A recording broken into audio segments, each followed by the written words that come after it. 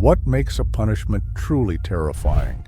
Is it the pain, the humiliation, the knowledge that the end is near and yet not near enough? Or is it something deeper?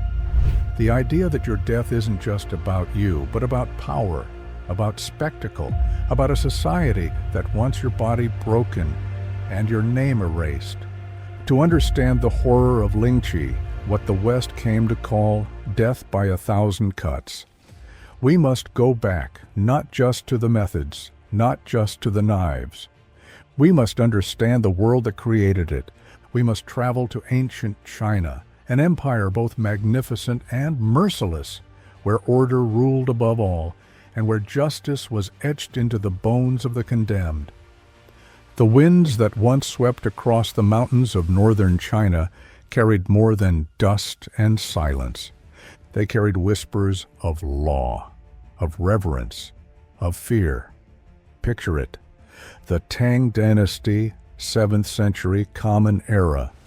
China was a world of discipline, harmony, structures so finely tuned it bordered on the divine. The emperor, known not merely as ruler, but as the Son of Heaven, sat upon the dragon throne. He was seen as a sacred bridge between heaven and earth. His voice was law, his will absolute. Beneath him, a pyramid of power. Scholar officials who memorized entire libraries to govern the provinces, farmers who tilled the land in obedience, merchants, artisans, warriors. Every soul had a place, a rank, a duty. To violate that order was to violate the cosmos itself. Justice in Imperial China wasn't spontaneous. It was engineered. The Tang Code, one of the earliest legal codes in the world, was not simply about rules. It was about balance, and balance meant hierarchy. To kill your father, that was not just murder. That was a spiritual rupture. To insult an official, that was not mere offense, it was an attack on heaven's chosen order. Every crime had a weight, every sentence a purpose, and some crimes required more than imprisonment, more than a clean death. They required unmaking. Lingchi did not appear all at once. It evolved. At first, punishments were physical, whipping, exile, branding. Then, as dynasties rose and fell, the concept of shame began to intertwine with pain. Because punishment wasn't just about correcting behavior, it was about displaying power. And the ultimate display was to turn a human being into a symbol. By the time of the Song dynasty, China had developed an appetite for legal precision and for public performance. Crimes that threatened the state, the family, or the emperor's name required responses that could not be hidden. They had to be seen. And so a darker idea took shape, a sentence not meant to correct, but to warn, not to rehabilitate, but to annihilate. That idea was Lingchi. To understand why Lingchi was so feared, you must understand how ancient China viewed the body. The body was not yours, it was a gift from your parents, sacred, intact. To harm it was to dishonor your family, to disfigure it was to defile your ancestry. Now imagine a punishment that didn't just kill, but carve the body apart, slowly, in public. A punishment that left you mutilated, unrecognizable, and unburied. In a society where wholeness was the key to peace in the afterlife, Lingchi was more than death. It was obliteration, physical, spiritual, eternal. Confucianism, the moral compass of the empire, taught that stability came from relationships, father to son, ruler to subject, master to servant. When those bonds were broken, when a son killed his mother or a servant rose up against his lord, it wasn't just betrayal, it was cosmic chaos. And cosmic chaos had to be cleansed with blood. Lingchi became the answer, not just to crimes, but to disobedience itself. It was punishment as philosophy, pain as purification, the marketplace, the city gate, These were not just places of commerce, they were stages. Executions were not hidden in dungeons. They were performed. To the masses, a Lingchi execution was a brutal opera. The condemned tied to a frame, the executioner dressed in ceremonial garb, the first cut slicing across the thigh, then the cheek, then the chest. Each wound a lesson, each scream a sermon. The message? Do not disobey. In a world built on hierarchy, pain became the greatest teacher. Let us pause. Strip away the ceremony, strip away the scrolls. Imagine the man beneath the blade, a man named Zhao. A peasant, 40 years old. He killed his landlord who had beaten his wife for failing to pay rent. Was it justice? Was it madness?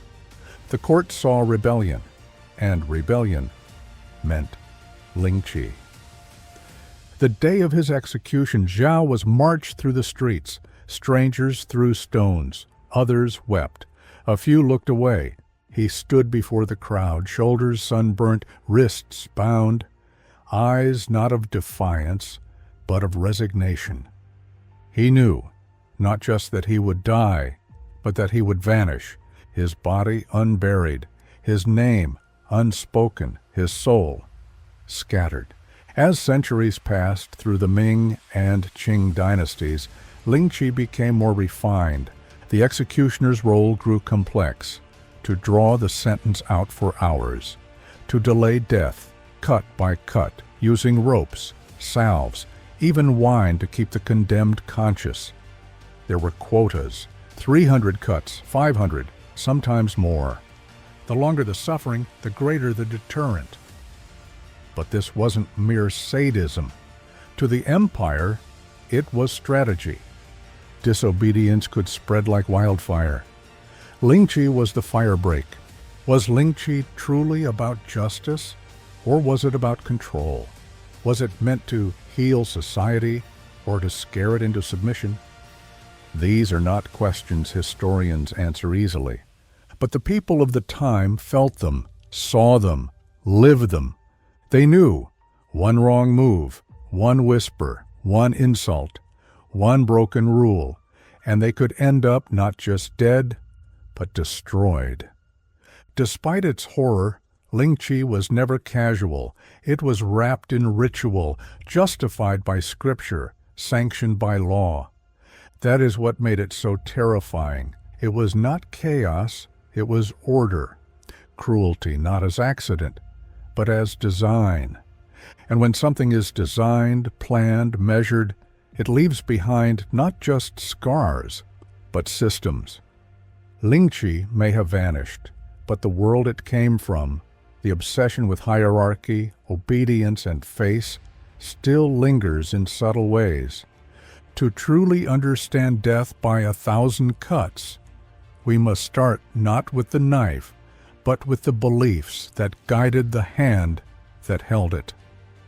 In the next chapter, we'll walk through the ritual itself, we'll hear the crowd, we'll feel the first cut, and we'll ask, at what point does justice become cruelty? And does cruelty ever pretend to be justice? Hooked yet? Just wait. What's coming next will blow your mind. Let us know your thoughts in the comments below, and don't forget to subscribe for more fascinating history. The ritual of pain, how Lingchi was performed. Dawn breaks. Soft and golden, it washes over the rooftops of the ancient city. Birds stir in the trees. Merchants begin to lift the wooden shutters of their stalls. The fragrance of sesame cakes and boiling soy drifts through the streets. But in a shadowed corner of the capital, a very different ritual is underway. A man is waking up to the last morning of his life. His name may not matter. History has forgotten it. But today, his body will speak 1,000 words, because today he dies by 1,000 cuts. This is not a metaphor. This is not an exaggeration. This is Lingchi. He sits in a cell of cold brick and iron bars. His clothes are stiff from dried sweat.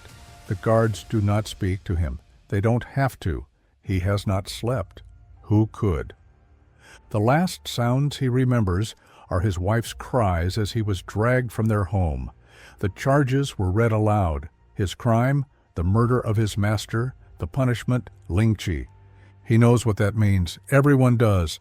He will not die quickly. He will not die in dignity. He will be made into a lesson.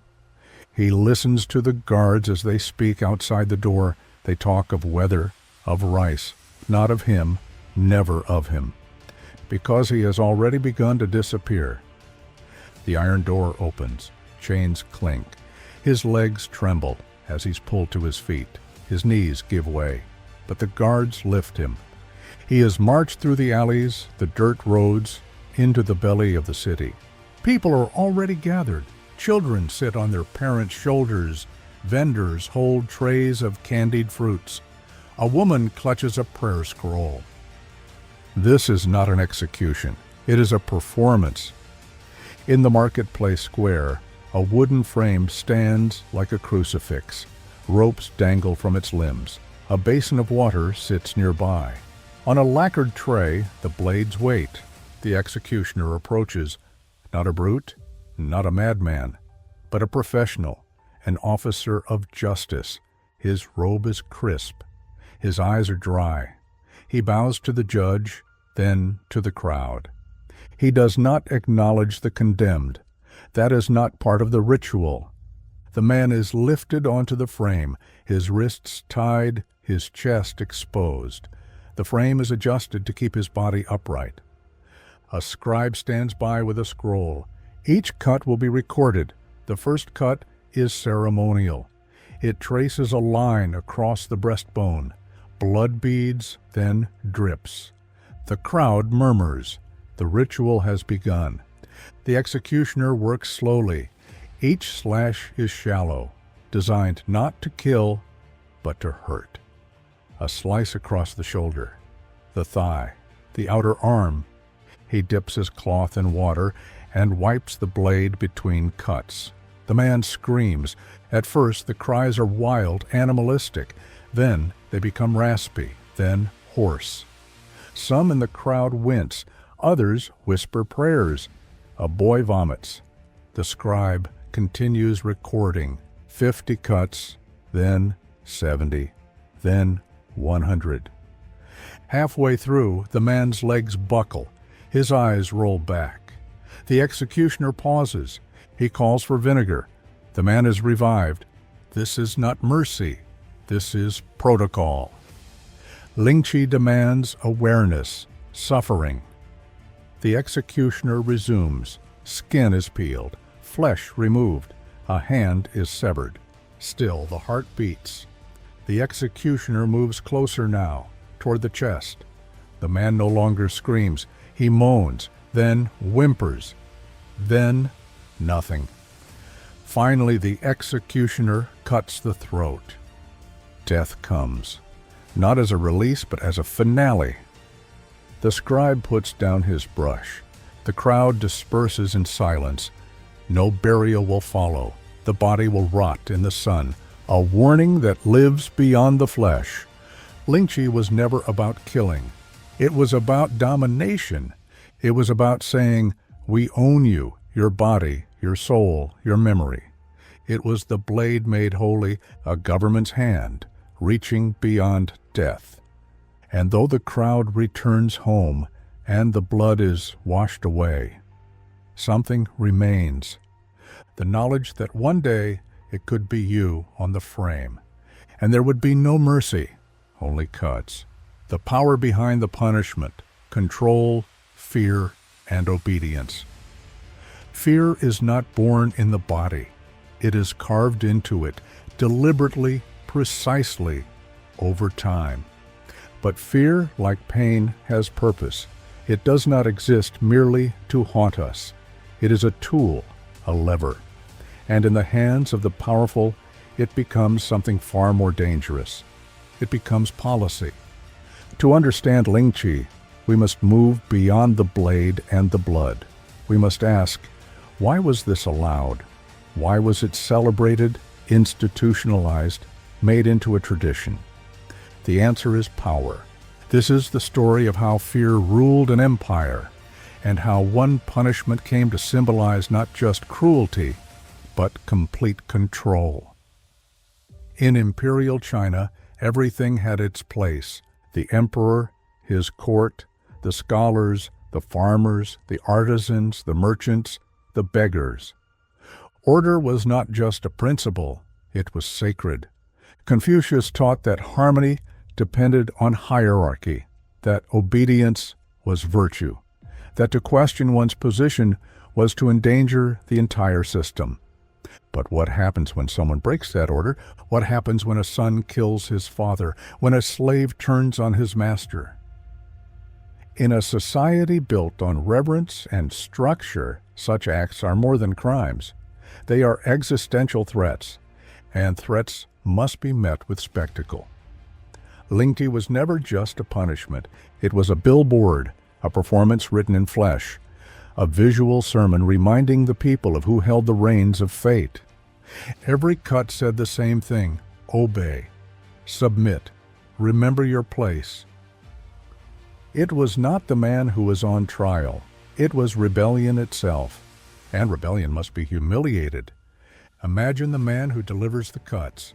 He trains for years, not in brute force, but in restraint. He must learn to keep a man alive as long as possible, to injure without killing, to measure the limits of pain. But more than that, he must learn to separate his conscience from his craft. He is not a murderer. He is a messenger. He serves not justice, but order. Still, late at night, when his blade is washed and the crowds have gone home, he wonders, did I do what was right, or just what was required? Now picture the crowd.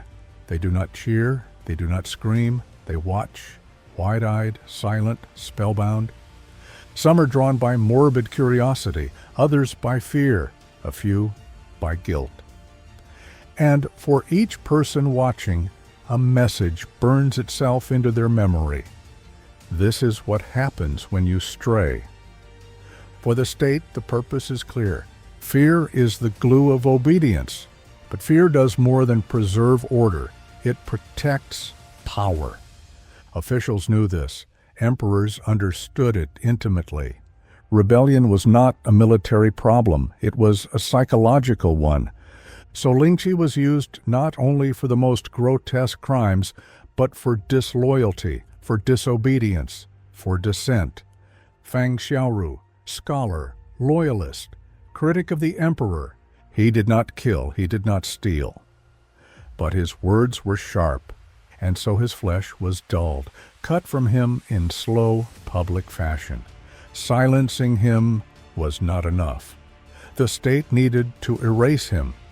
In Chinese belief, the body is a sacred vessel, a gift from ancestors. To mutilate it is to break the chain of reverence, to disqualify the soul from peace. Lingchi didn't just end life. It disrupted eternity. That was its final cruelty and its final brilliance. Even in death, the state ruled. The real audience of Lingchi was never just the crowd in the square.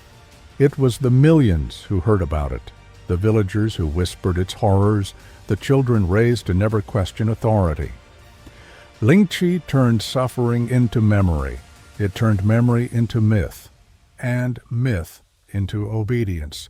Fear may seem like chaos, but in the hands of power, it is order. Lingchi was not designed by madmen. It was crafted by scholars, judged by officials, sanctified by belief. It was a masterpiece of control. And even today, its echoes remain. In every institution that chooses punishment over compassion, in every law that prioritizes silence over dissent. Because fear, once carved deep enough, never truly leaves the bone. Faces of Lingchi, real victims and their stories. History often forgets the faces. We remember the blade, we remember the terror, but we forget the people, those who lived, loved, sinned, and broke beneath the ritual of Lingchi. Yet behind every 1,000 cuts was a name, a soul, a story. This chapter is not about the punishment, it's about the punished. Let us meet them, let us remember them, because to humanize the condemned is to understand the true weight of justice. He was a man of letters, Fang Xiaoru, a Confucian scholar of the highest order. Brilliant, unyielding, principled. He lived during the early Ming dynasty, a time of great transition. The emperor had died. A power struggle erupted, and the new ruler, Zhu Di, claimed the throne by force. Fang refused to acknowledge him. To Fang, loyalty to the rightful line was sacred. He would rather die than betray his principles. And so he did. When summoned to draft the emperor's accession speech, he refused. He said, "I may lose my head, but I will not lose my integrity." Zhu Di was not amused. Fang was sentenced to death. Not just death, but Lingchi. His family, entire generations, were executed. His students banished. His books burned. And still, he did not recant. They say he used his own blood to write one last character on the wall: loyalty.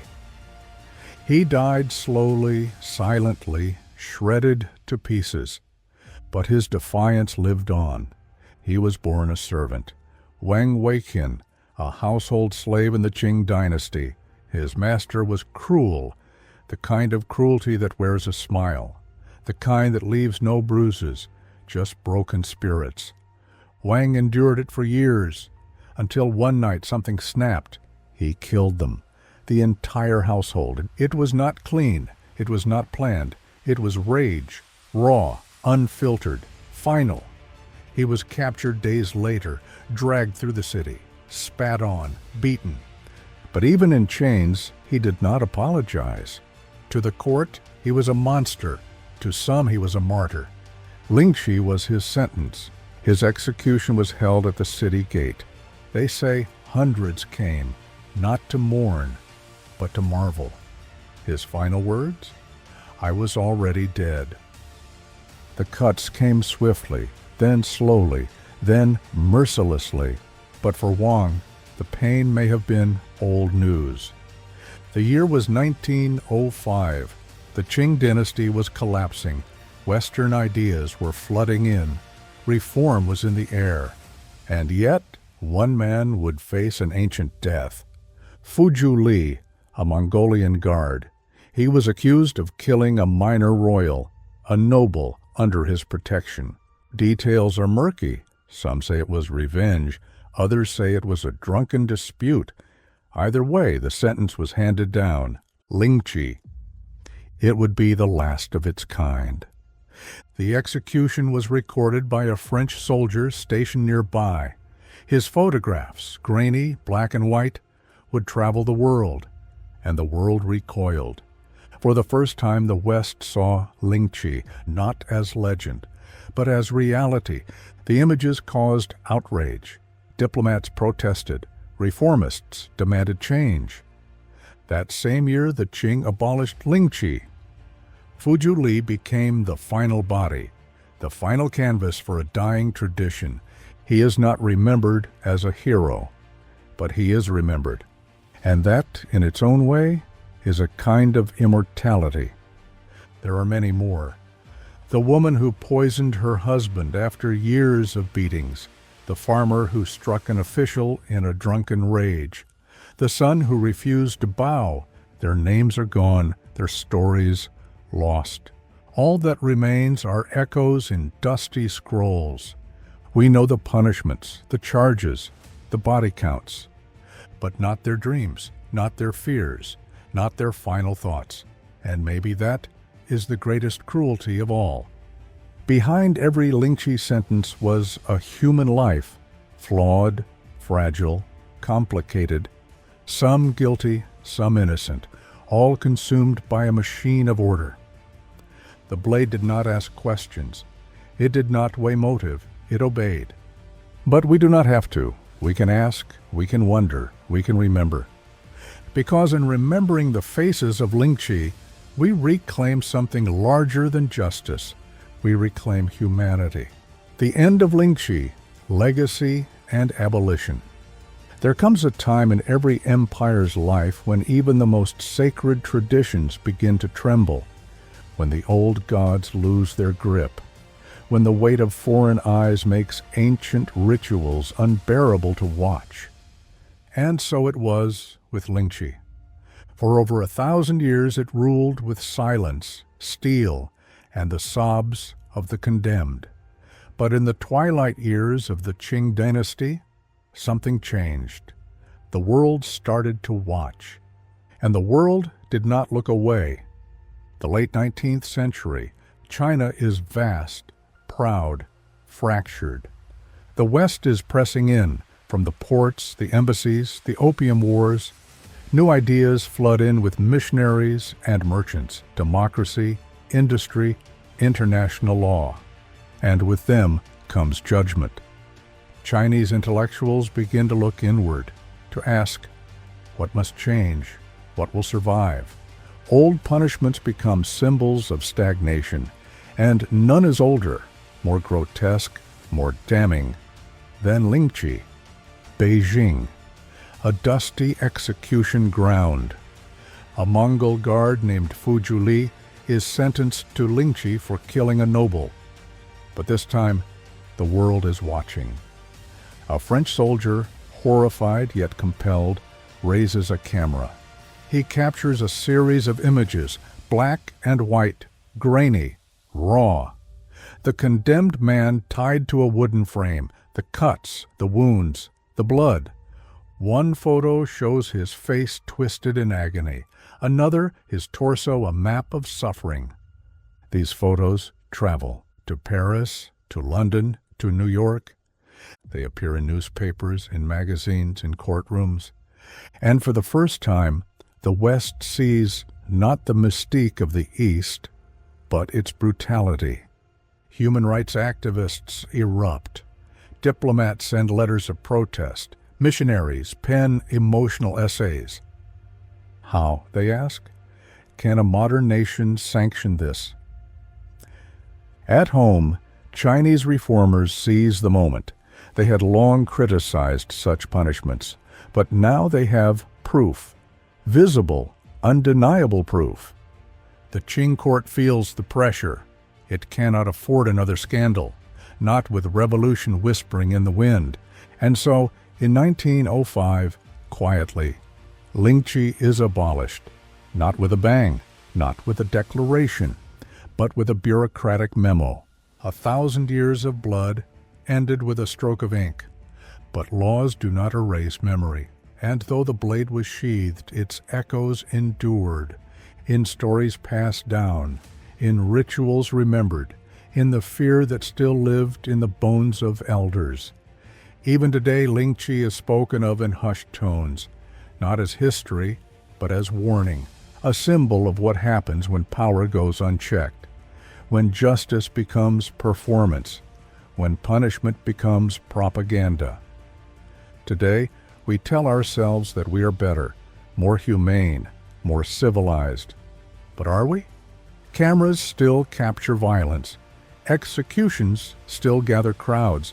And in too many places, fear remains a tool of rule.